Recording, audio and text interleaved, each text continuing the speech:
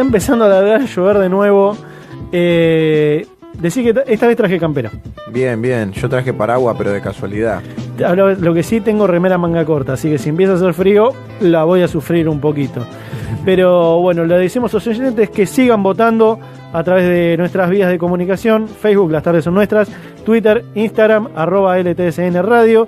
Nos pueden llamar al 4552-6853 o un WhatsApp al 15 28 25 23 75 para votar qué banda pasa a la final, si Los Ramones o Callejeros. Y ahora sí, llegó el momento de hablar de, bueno, como decíamos, el tema de hoy va a ser la identidad y la soberanía, porque bueno, vamos a estar hablando de uno de nuestros mitos fundantes para la identidad, que es la independencia. ¿Identidad cuenta el documento? Ponele, vamos a definir un poco qué vamos a usar como identidad, qué vamos a... Yo se lo muestro el documento. ¿Qué definición?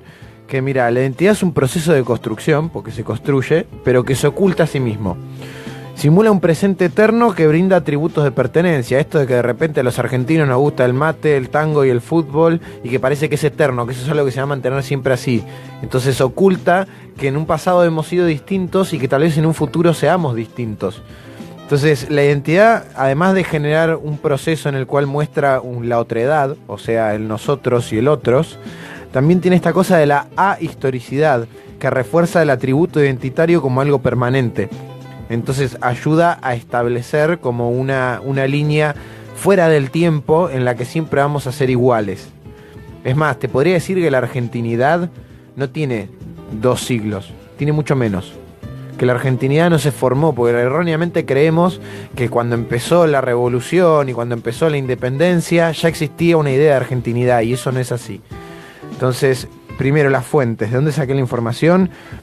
Saqué de 4 historiadores: de Nicolás Jungwey, de Ángel Rosenblatt, de José Carlos Chiaramonte y Andrés Cisneros. Y digamos, en un principio el vocablo argentino está vinculado a 3 significados. El primero, que está vinculado al Río de la Plata, a su cuenca, a su territorio y a sus habitantes, que no es nada más que Buenos Aires y la periferia. En segundo lugar, en la terminología de la época, argentinos eran los criollos, tanto los criollos como los peninsulares, que lucharon contra los invasores ingleses, ¿sí? Aunque no lo hubiese sido un cordobés, excepto que ese cordobés hubiera residido en Buenos Aires en esa época. Si no, no era argentino. Y después, en tercer lugar, que la identidad argentino excluye, digamos, a los que son indígenas. Esto que decíamos de la otredad, lo que es la línea divisoria entre los otros y el nosotros. En este caso, digamos, incluía solamente a los españoles americanos y a los españoles peninsulares de la región del Río de la Plata. Y es porque el sentido de identidad prevaleciente en 1810 era el lugareño, y porque no existía una nacionalidad ni argentina ni virreinal. Es más, la proclama emitida por el general de la expedición auxiliadora de la primera Junta de Buenos Aires que envió el interior decía, textual: en este instante, hermanos y compatriotas, pisáis ya el terreno que divide a vuestra amada patria de la ciudad de Córdoba. Tened presente que vuestra patria amada, vuestra amada Buenos Aires, os observa. La proclama también alude a la madre patria, España, ilustrando cómo se superponían 2 identidades: la lugareña y la española, que a su vez estaba subdividida en americana y peninsular, porque bueno, estos eran territorios españoles y estaba esa identidad todavía, pero que no había un sentido de identidad ligado al virreinato o a lo que actualmente es la Argentina. O sea, por otra parte, los mecanismos que ayudaron a plasmar un nosotros rioplatense puramente lugareño incluyeron, digamos, a los primeros periódicos de Buenos Aires, que eran por un lado el Correo de Comercio, que es el primero en aparecer y que es clausurado en 1810, el Telégrafo Mercantil, Rural, Político, Económico e Historiográfico del Río de la Plata, el Semanario de Agricultura, Industria y Comercio, la Gaceta de Buenos Aires, que fue un órgano del directorio, el Censor, que era un órgano del Cabildo de Buenos Aires, y el Lucero, entre otros más. Además, la literatura hizo su aporte para generar este nosotros, ya que en 1824 se publica La Lira Argentina, o colección de piezas poéticas dadas a luz en Buenos Aires durante la guerra de su independencia, que reunió en 1824 todos los poemas publicados en Buenos Aires desde 1810. Y típicamente el título nos muestra que la Lira Argentina no era otra cosa nada más que la Lira porteña. Pero el tema de la existencia o no de una identidad argentina abarcativa a un territorio mayor que el de Buenos Aires tiene sus complejidades y a veces algunas contradicciones. Este historiador, Chiaramonte, documenta por su parte que existe una modalidad más del uso del vocablo argentino, que se trata de una modalidad ampliada que confundió a los historiadores y a los analistas, llevándonos a la noción de que hacia el año 1810 podía reconocerse una identidad argentina similar a la que hoy concebimos como tal. Esta acepción del término denotaba un territorio mucho mayor que el de Buenos Aires, pero siempre que la jurisdicción en cuestión estuviera bajo la égida de Buenos Aires, o mejor dicho, se incluyera como una jurisdicción sobre la que Buenos Aires normativamente debía mandar. Durante un largo periodo, los usos más abarcativos del vocablo argentino, que sí existieron, estuvieron ligados al predominio y expansionismo porteño. También Chiaramonte documenta que Córdoba era una provincia argentina desde el punto de vista de los columnistas del Telégrafo que habitaban en Buenos Aires, pero no desde la perspectiva de los colaboradores del mismo periódico que eran vecinos de Córdoba, de Salta, de Mendoza o de Corrientes. Eran o cordobeses, o salteños, o mendocinos, o correntinos. Entonces tenemos 3 etapas de la evolución identitaria. En un primer momento las identidades superpuestas fueron las correspondientes a la ciudad que se habitaba con la de español americano o español peninsular. En un segundo momento fue la de la provincia con la de americano, ya sin español. Y recién en un tercer momento comenzó la identidad ampliada de argentino a reemplazar la más inclusiva de americano. Como se ve, a las personas del interior y el litoral les costó mucho adaptarse al vocablo argentino. La adaptación se produjo como consecuencia de una curiosa vuelta de tuerca, que es que los pueblos de la provincia comenzaron a apropiarse del vocablo cuando los porteños comprendieron que intentar dominar estos territorios era demasiado costoso y que les convenía la autonomía para no renunciar al patrimonio exclusivo de las rentas de la aduana del puerto, o sea, mejor no compartimos, ¿no? Entonces, lo que sucede es que frente a esta especie de deserción de Buenos Aires, de sus intenciones, de esta abdicación de sus intenciones de querer dominar a las provincias de repente dicen, pará, nosotros también queremos nuestra torta. Entonces, lo que sucede, y particularmente con las provincias del litoral, que además de las rentas de la aduana pedían en la libre navegación de los ríos, empezaron a pedir ser percibidos y decir nosotros también somos argentinos, para generar una primera persona del plural más abarcativa que les permitiera sacar una tajada de la riqueza del puerto y asegurarse el acceso al comercio. Esto ocurre más o menos en los tiempos del Congreso Constituyente, que es de 1824 a 1827, y fue recién a partir de ese momento que comenzó a gestarse un vocablo más consensuado que denota a todos los que hoy llamamos argentinos, inclusive a los indígenas. Aunque ahora con las resistencias de los porteños, porque ahora fue al revés, ahora los porteños no querían incluir a los provincianos en el vocablo argentino, porque si no tenían que compartir. ¿Y cómo se llamarían entonces? Cada uno en función de su provincia. Es más, como decíamos, las identidades superpuestas generadas de nosotros eran en ese momento de la crisis de la independencia lugareñas, digamos junto con la de español americano. Español americano era como la más fuerte y la más inclusiva. Estoy agradeciendo en este momento que no esté acá yo. Porque si no, ¿qué? Porque normalmente, vieron que ella es tucumana. Sí. Bueno, nosotros en un momento le decíamos tucu. Y el tucumano, para mí, no es una falta de respeto, pero me causa gracia la tonada tucumana, no sé por qué, me pasa lo mismo con la salteña. Me causa gracia porque hablan rapidito, ¿viste? Sí. Y hay veces que la cargo por eso. Y en un momento, bueno, ya llega la puteada de porteño pelotudo. ¿Viste? Es como viene el palito por ahí. Y cuando vos decís, en este sentido, lo que usted decía de formar parte, no decirle, de decirles por los nombres de las provincias. Y es que la identidad tiene mucho que ver con el lugar. Es más, si hay una pregunta clave para entender y ver de dónde es la identidad, es preguntar de dónde sos. Siempre va a depender de quién pregunta también, ¿no? Pero si, por ejemplo, vos le preguntás a alguien de José Cepaz de dónde es, posiblemente te diga de conurbano o de José Cepaz. Pero si vos le preguntás a alguien de San Isidro, te va a decir de zona norte. De San Isidro, pa. De zona norte, no te va a decir conurbano ni por casualidad. Entonces es como que hay una cuestión ahí que está muy arraigada, ¿no? Pero bueno, como decíamos... No, joder, igual decir soy de San Isidro es como... Es un poquito como más tengo determinados valores morales y estéticos. Exacto. Claro, bueno, pero ahí es donde está la identidad lugareña. Ahí es donde aparece esto, ¿no? Que en este momento era mucho más fuerte, porque claro, es un estado, el estado virreinal se rompe. ¿Y cuál es el estado sucesor? ¿Cuál es el estado heredero? Bueno, acá es donde de repente, como decíamos, no es menos cierto que la soberanía recaía de hecho y de derecho en el rey y en la ciudad. Las unidades administrativas, que eran las audiencias, las intendencias y las gobernaciones, no eran depositarias de la soberanía. El hecho de que las autoridades depositarias de la soberanía en toda Hispanoamérica eran primero el monarca y después los ayuntamientos. Y digamos, en ese momento, cuando se usa la palabra, la semántica pueblo, en la semántica de la época significaba ciudad.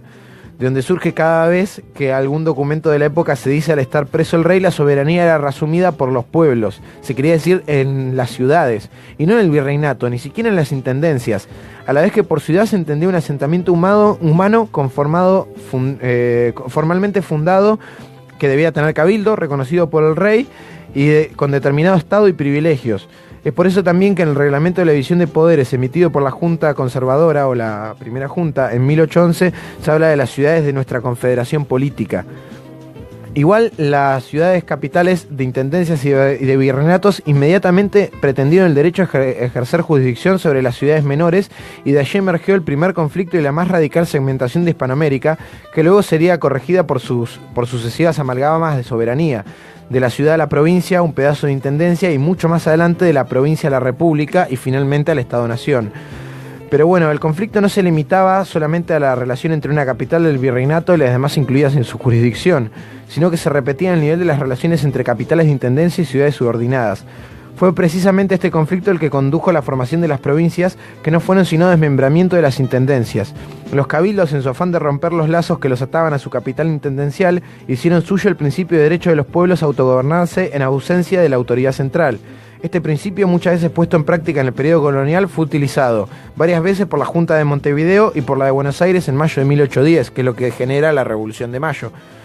En este último caso, asumiendo el gobierno en el nombre del monarca preso por Napoleón hasta que se retornara a la corona española, porque no es que dijeron vamos a ser argentinos, dijeron le cuidamos las colonias al rey. Eso pasa en el 25 de mayo. Somos copados. Exactamente, y entonces les cuidamos las colonias al rey, pero nosotros las vamos a administrar. Esa fue la idea. Digamos, también lo aplicó el Cabildo de San Salvador de Jujuy, cuyos oficios y los de su diputado Juan Ignacio de Gorritis, elevado a la Junta Grande el 18 de febrero, el 4 de mayo y el 19 de junio de 1811, reflejaban claramente el alcance del espíritu localista. En el primero se solicitaba un nuevo sistema de gobierno a establecerse. La ciudad de Jujuy y su jurisdicción fuera reputada como una pequeña república que se gobierna a sí misma, regida por su propia constitución, además de la general, y por sus propias autoridades con todas las facultades que corresponden a los intendentes. O sea, las identidades eran tan locales que hasta Jujuy declaró su propia independencia en 1811, queriendo ser una propia república. Entonces, poco después, con el motivo de la creación de las juntas principales y subordinadas, Gorriti reclamó la absoluta igualdad de derechos de todos los pueblos y la autonomía de cada ciudad, el mismo principio que usan el 25 de mayo. Entonces los regímenes provinciales fueron surgiendo paso a paso. Quizá la primera manifestación autonómica fue la de Jujuy, como decíamos, pero en ese mismo año Mendoza manifestó su aspiración frente a Córdoba y Tucumán y Tarija frente a Salta, que eran las intendencias que tenían la capital en ese momento de esa sección. O sea, Jujuy armó un quilombo tremendo por todos lados. Por eso es que Jujuy es tan raro comparado con Buenos Aires. ¿Ves por qué no hay que ir a Jujuy, loco? ¿Ves por qué no hay que ir a Jujuy? Siempre dicen que la cagada se la manda un porteño. ¿Y los jujeños? ¿Y los jujeños ya armaron un quilombo, un quilombo que armaron. Desde el 11. Se levantó un jujeño sacado, se levantó Córdoba, Tucumán, Tarija, un quilombo, armó. Tucumán también. O sea, se pudrió todo. Sí, es que por eso es que después se explica un poco el periodo de los caudillismos, que en realidad no es que es una desorganización, sino que es lógico pensar que de repente estos territorios quisieran cada uno tener su propia independencia. Igual me tranquiliza que el quilombo lo haya llamado un jujeño y no un porteño. No, los hermanos primero los porteños en 1810, en 1811 después fueron... Digamos que fueron los jujeños. Y también por ejemplo Asunción, Montevideo al mismo tiempo casi que Buenos Aires. Echémosle la culpa a Jujuy. Y bueno, como decíamos, hasta 1813, mira, la banda oriental, que era liderada por Artigas, ya se comportaba cabalmente como si fuera una provincia autónoma. Aspiraban a una asociación mayor, sí, a algo más centralizado, o más que centralizado, algo más unificado, mejor dicho, pero conservando la soberanía provincial. A la vez, las tendencias autonomistas de varias futuras provincias se afirmaron en la Asamblea de 1813. Con mayor retraso, en 1824 Santiago del Estero también sentó su posición autonomista frente a Salta, y en 1826 lo hizo La Rioja frente a Córdoba. En un primer momento la pretensión de autonomía no era sino una manifestación de lo que Dean Gregorio Funes, cuyo pensamiento en este sentido era bastante parecido al de Artigas, llamaba nuestra antigua Constitución, una ley suprema no escrita que establecía la soberanía de las ciudades, y fue en torno a cada una de estas que se instituyó un régimen provincial a partir de 1820. A su vez, Asunción, la capital de Paraguay, evolucionó rápidamente hacia la independencia total, reconocida por Belgrano en el 1811, lo que ilustra en este sentido, digamos, la variedad de situaciones locales frente a la cuestión centralizadora de la autoridad, ¿no? Entonces, la capital del viejo virreinato estaba pues enfrentada a las capitales de las intendencias en su proyecto centralizador, a la vez que las capitales de intendencias se enfrentaban a las ciudades subordinadas. Este conflicto se reflejó en los órganos que sucesivamente intentaron imponer su autoridad en la región. La primera junta fue la Adalid del proyecto centralizador de Buenos Aires, pero en 1811 la más representativa, la Junta Grande, reconoció la soberanía de las ciudades solo para ser repudiada luego por el primer triunvirato, que restableció el principio centralista a la vez que fue rechazado en el interior, donde la tendencia era a no aceptar la primacía del Cabildo de Buenos Aires sobre los demás cabildos. El primer gran cambio de esta configuración de intereses se produjo en 1816. El directorio y un amplio segmento de la opinión pública porteña llegaron a la conclusión de que el proyecto centralista era demasiado costoso para Buenos Aires y que a esta también le convenía la autonomía. Este fue el punto de partida de lo que llamamos el federalismo porteño, que tanta importancia cobraría años después, ¿no? Pero este movimiento debió enfrentarse al cabildo, que se opuso a la abdicación propuesta y que logró imponerse a pesar de los hechos de 1820 que revirtieron este resultado, reforzando las tendencias autonomistas de Buenos Aires. El tema del federalismo porteño desemboca en forma directa en otra de las paradojas semánticas de la Argentina y su historia. En tanto aquí federalismo fue sinónimo de autonomismo. El vocablo federal adquirió un significado casi opuesto al que tiene en Estados Unidos, donde es sinónimo de nacional. En la Argentina la confederación nunca dejó de ser lo que los diccionarios especializados definen como tal, una asociación de estados soberanos donde no había un gobierno central que tuviera jurisdicción directa sobre los habitantes de las provincias, cuyos gobiernos podían atacar o desestimar los dictados de los diversos organismos que sucesivamente pretendieron organizar su unión. Las provincias no solo continuaron teniendo sus propios ejércitos y acuñando su propia moneda, que son dos cosas específicas para ser un estado, o sea, tener el monopolio de la fuerza legítima y tener tu propia divisa, tu propia moneda, sino que incluso la delegación de las relaciones exteriores en el gobierno del gobernador de Buenos Aires fue más ficción que realidad. Las provincias argentinas eran soberanas al punto de tener relaciones exteriores autónomas, acordando tratados y a veces estructurando alianzas con estados ajenos. Quizá el caso más claro fue el de la alianza de Entre Ríos y Brasil contra Buenos Aires, que derroca Rosas.